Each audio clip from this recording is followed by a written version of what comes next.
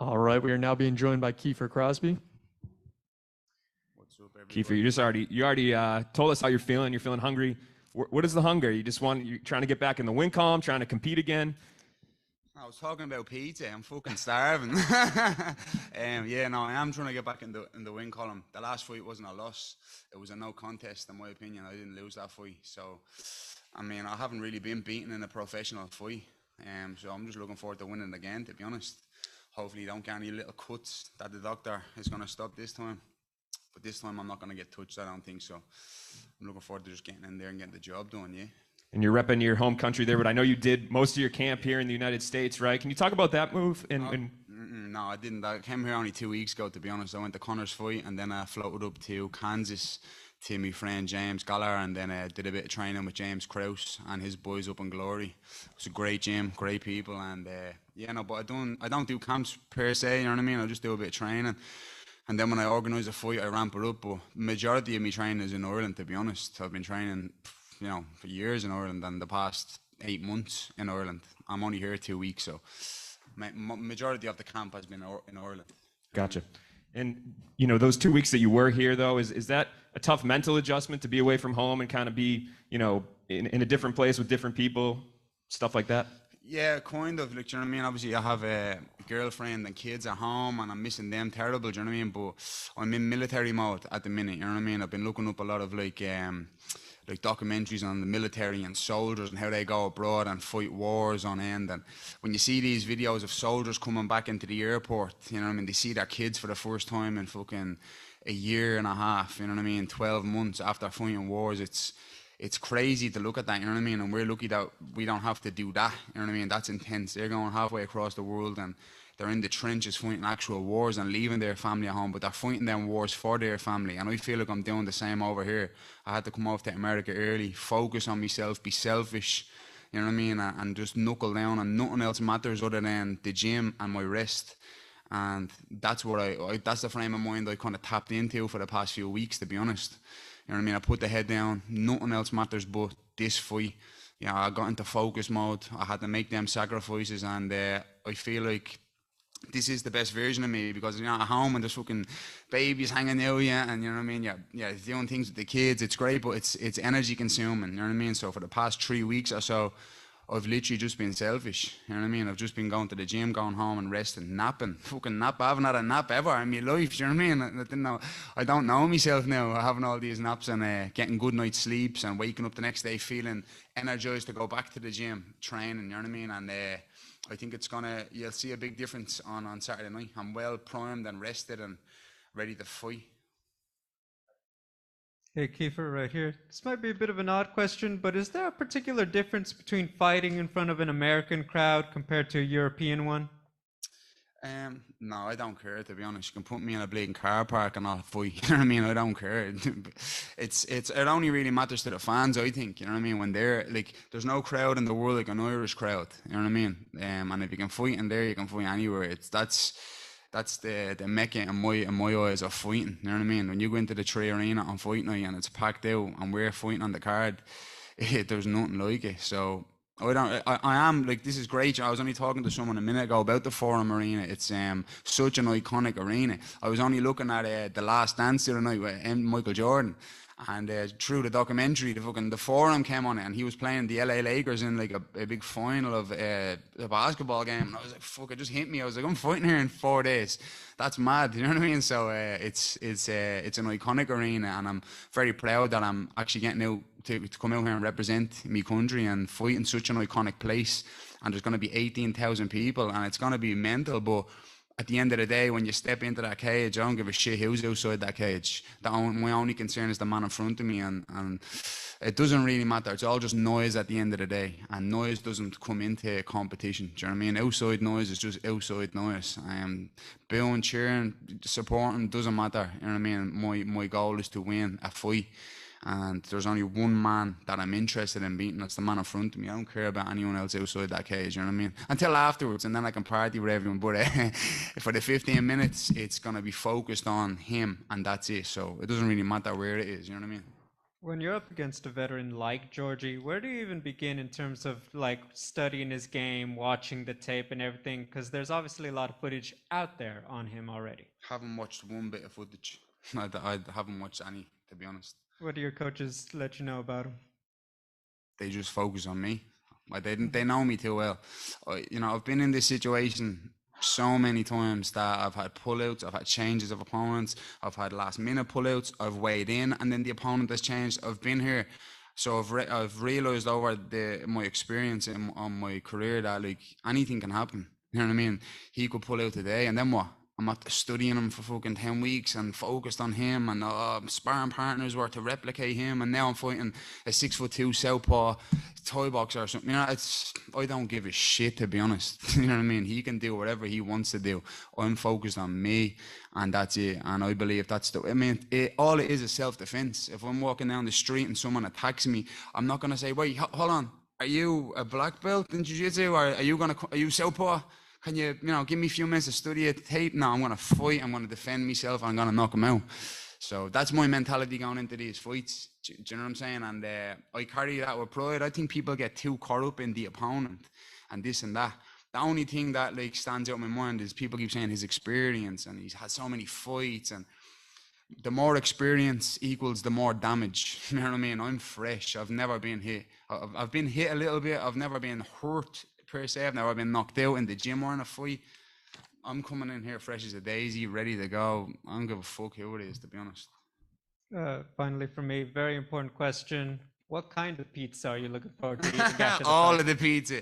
Oh man, there's more than pizza on my mind. You know what I mean? LA it seems like a good spot for a bit of food, so you know what I mean? I can't wait to just get out and go on the munch after this fight, eh? Yeah.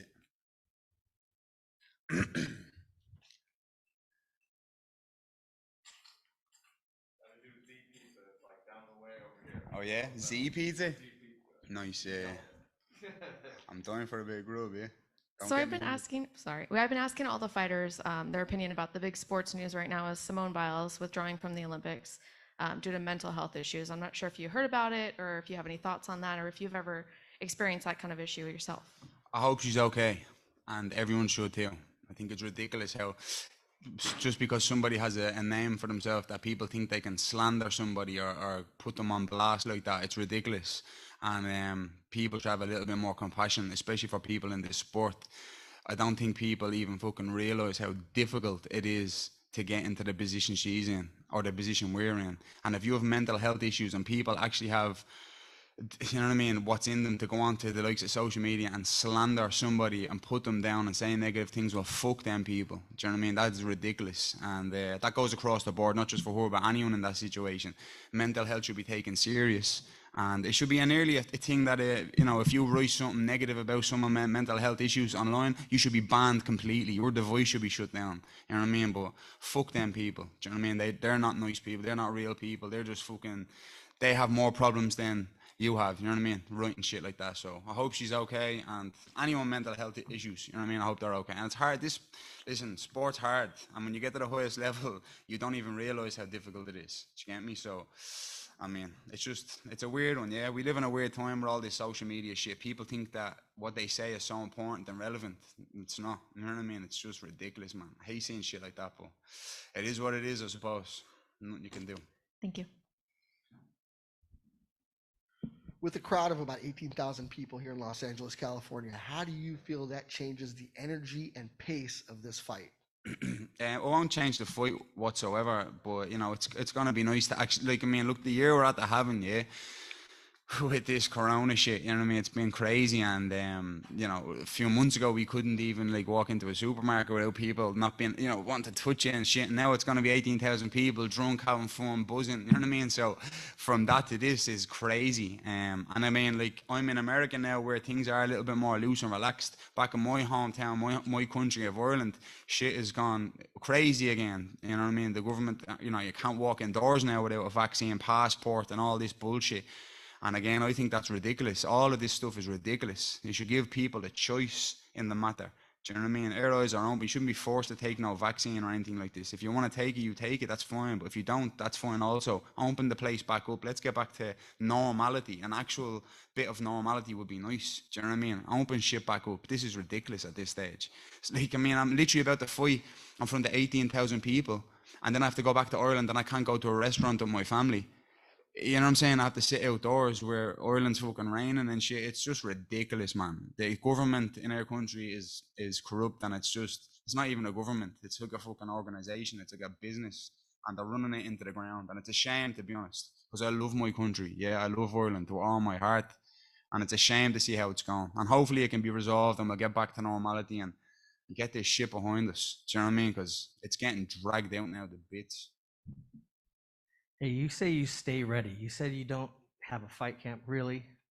You know don't know much about your opponent.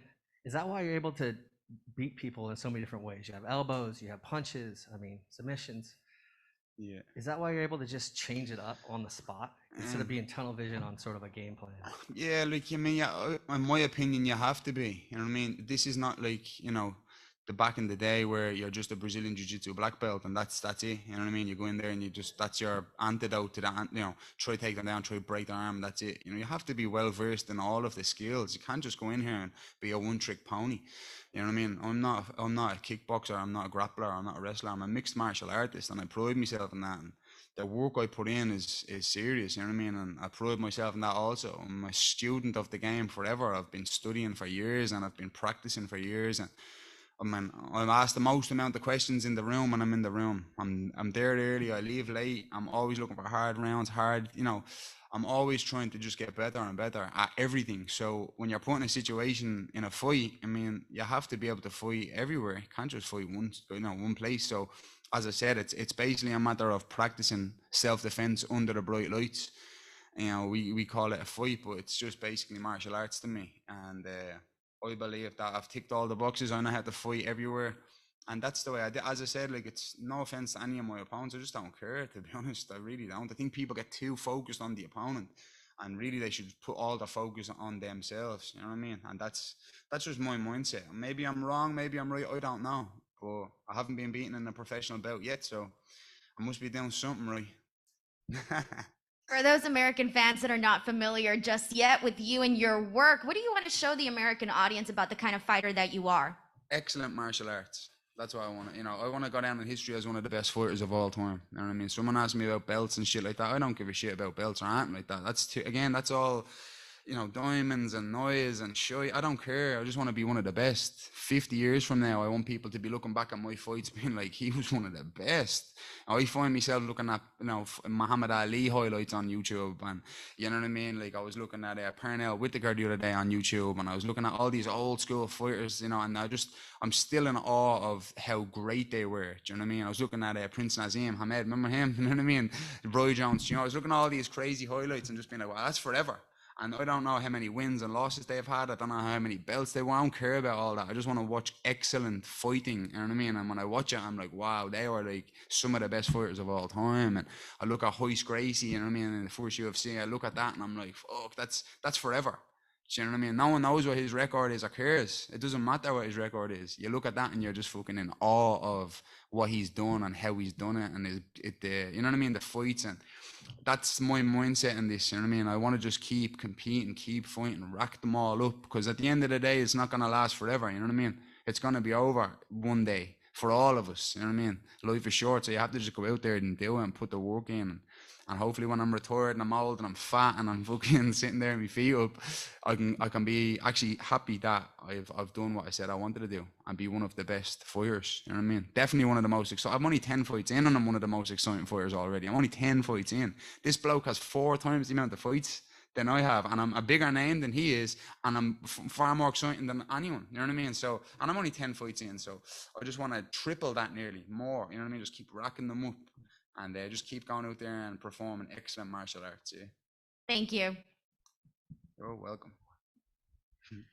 So coming up on November 2nd, your boy is going to be fighting, and you kind of just mentioned that Ireland's still in a weird state. So knowing that you might come out without any bumps or bruises, would getting on that card be on your radar? I'm 100% on the card. They're not going to come back to my hometown of Dublin, Ireland, and not have me on the card. That's criminal.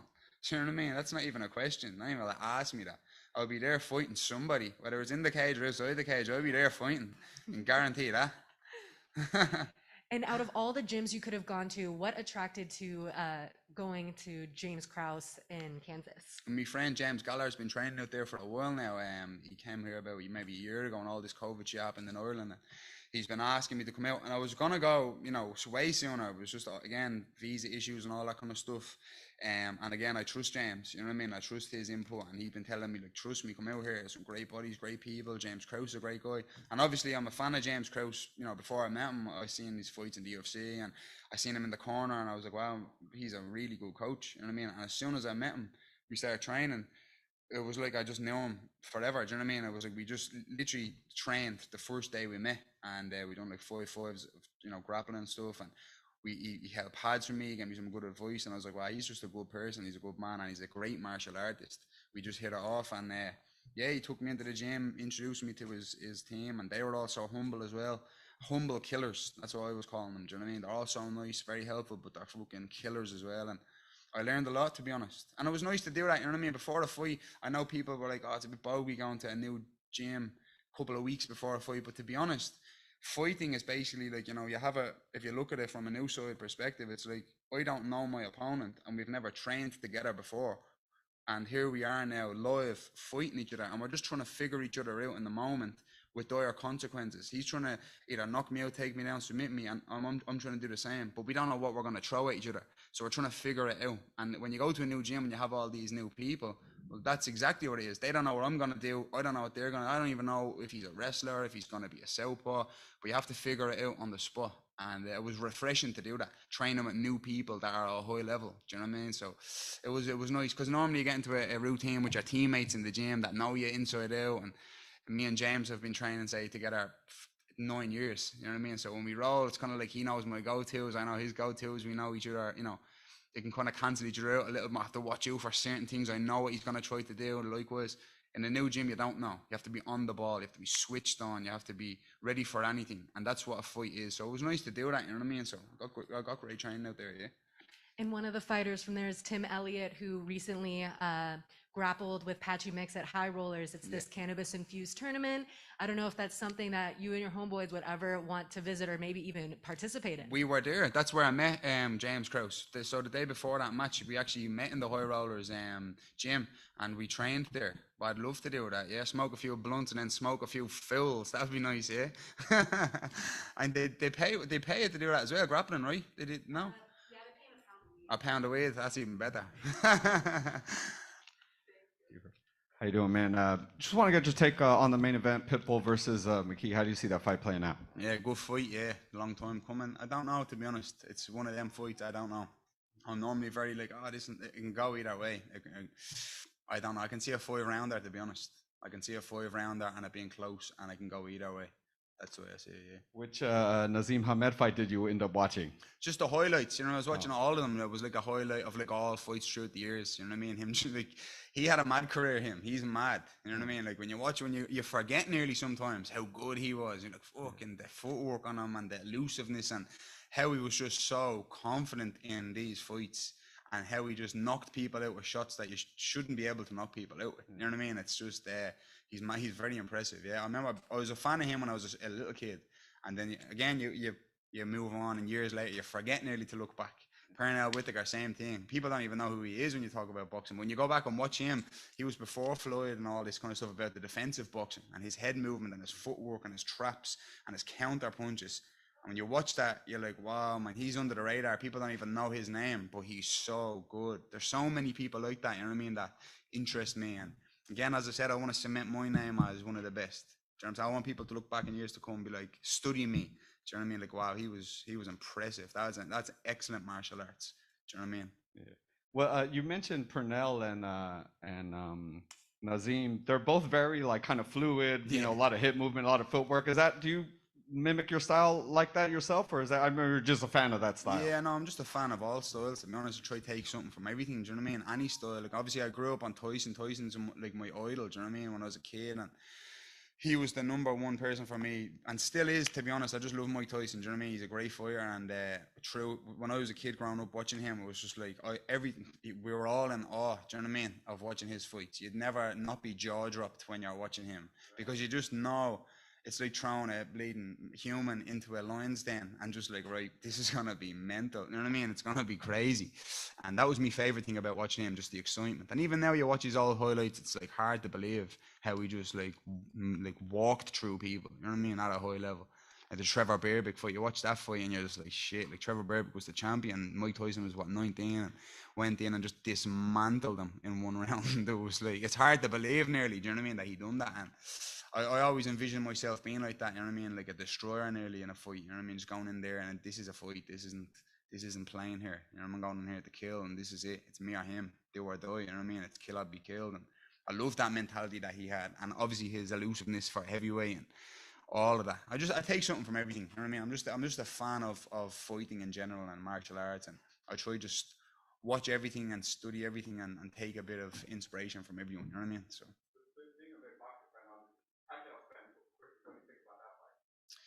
Yeah, I don't know. I mean, Pacquiao's getting on a bit, isn't he, as well? But he still seems to be sharp as fuck. Again, it's another fight that could go either way. I don't know. Do you know what I mean? I mean, obviously, you'd like to see Pacquiao do it because it's Pacquiao. He's a nice guy, but Spence is on that stage now where it's going to be very hard to beat him. He's a beast. He's a beast. You know what I mean? So, again, it could. I don't know. Boxing's a weird one as well. When it goes to decision, who knows what's going to happen, right? It's like, I think it's a bit bogey, all the decisions and stuff these days. But that's something I'm going to be doing as well at this fight, into the professional boxing world, yeah? There's a few people that need a hiding in this boxing world, and I'm definitely going to be jumping in there and dishing out a few hiding. So that's something that interests me big time. Since we're doing Kiefer Crosbie's boxing mix show right now, how do you see the trilogy fight between Tyson Fury and Deontay Wilder? I'd say that happens on October the 9th. Tyson Fury, yeah. I'd say he's gonna just smoke him. To be honest, yeah, he's the better boxer. You know, I think so, and I think he's more mentally strong. And yeah, I think he's gonna win. To be honest, yeah. And are you suggesting that you'd like to cross over and do some boxing? 100. I'd love to fight his little sister. You know what I mean? What's her name? Tommy, the fella that plucks his eyebrows. You know what I mean? I asked for that fight already. My management team was on to his management team. I made it quite clear that I'll jump in and fight him if his opponent pulled out, which they did, and nothing got said back. He chose someone else. You know what I mean? I'm just sick of seeing all these donkeys fighting bums and talking shit like they're the best thing and fighting. You know what I mean? We're in here fighting warriors. I'm fighting a guy that's had 40 fights. He's a veteran. I'm fighting guys that are killers. And you see these boxers and they're fighting and 126 people. That's not a joke. Do you know what I mean? That's fact. There's boxers out there that have records of 0 wins and 100 losses, and these boxers are fighting them and claiming they're the next big thing. That's embarrassing, man. That's crazy. So, I mean, I'm gonna jump in here and have a few knocks and boxing myself. Do you know what I mean? It'd be nice to do a boxing camp for once as well. I think it'd be a bit handier than an MMA camp, to be honest. So, can't wait to cross over and give it a go. All right. Thanks for the time, Kiefer. Good luck on Saturday. Thanks very much, everyone. Yeah, nice one.